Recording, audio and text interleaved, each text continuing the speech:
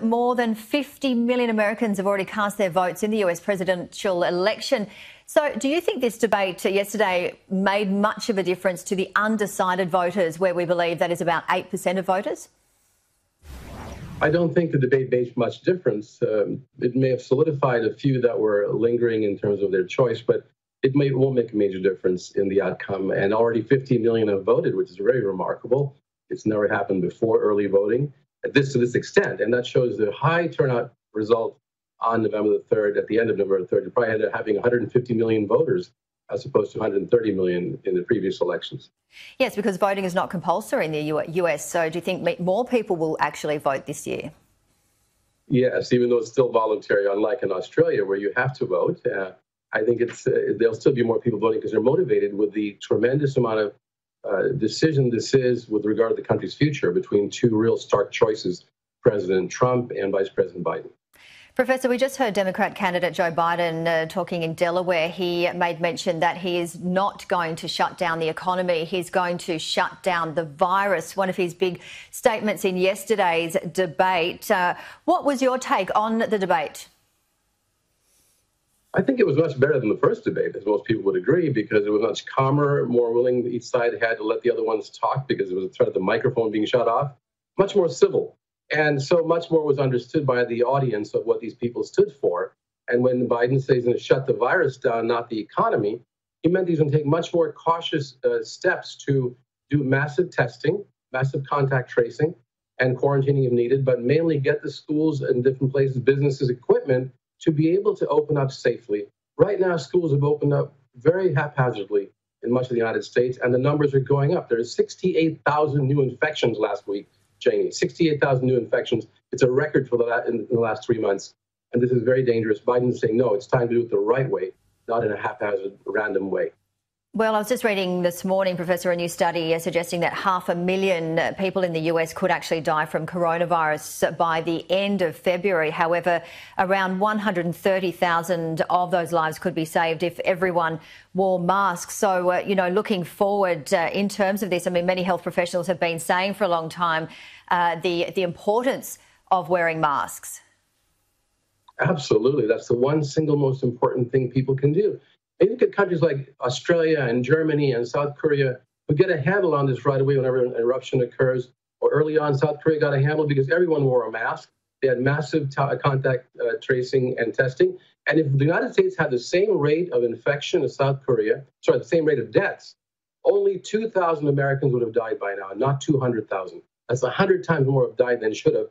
The South Korean rate, because they addressed it the right way. In Melbourne, you guys got on it right away. Look at this. And so you brought the rates way down. The United States has to learn, and we need leadership. The United States needs leadership that will actually point this out to the masses of American people and educate them on this. That's the key. Getting back to the debate, were you happy with everything that they covered? What was missing, do you think?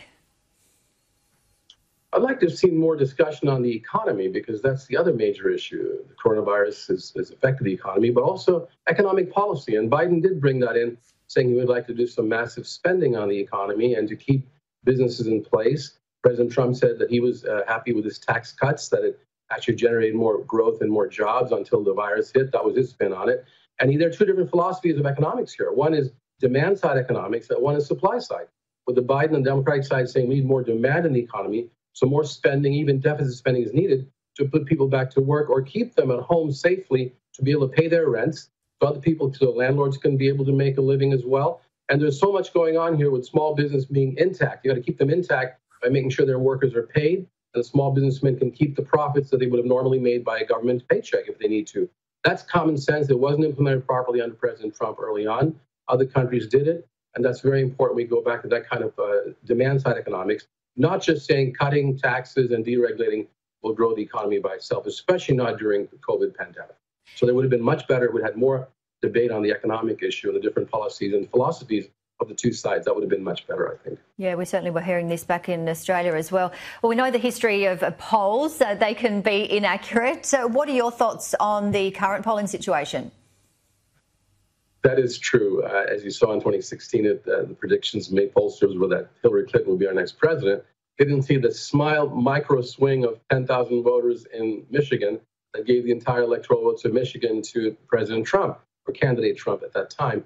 They didn't see it. The pollsters were not taking accurate polling at the state level. The national poll means virtually nothing. And the state polls are showing that at this time, I would rather be Biden than Trump, because Biden is ahead in many of those swing state polls, including states that President Trump was ahead in last time and won from Hillary Clinton. So there's a movement toward Biden. Now, whether he can hold that momentum and keep those swing states, such as Michigan, Wisconsin, Pennsylvania, and possibly even Florida, that could make a big difference. But President Trump, you can't count out President Trump yet. He could pull off a last-minute miracle for his side, basically saying that, if we get this few swing vote states that we had before, the battlegrounds, then they can win possibly the electoral vote still. Okay, and just quickly, what will you be looking out for closely over the next week or so prior to the election? I would be looking out to see if there's any change among the swing votes. There's about 7 to 10 states that you got to watch very closely. I'm tracking them very closely because that's part of what I do, and that's what we should do. Focus on those states like Ohio, Arizona, Michigan, Wisconsin, even Minnesota, but as importantly, Florida. Florida is very close right now. It's within 1 point margin either way.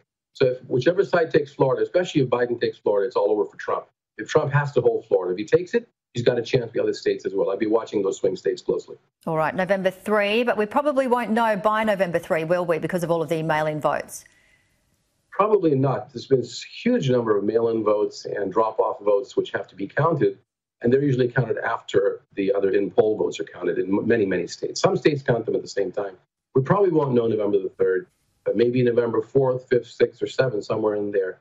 Hopefully it won't take too long.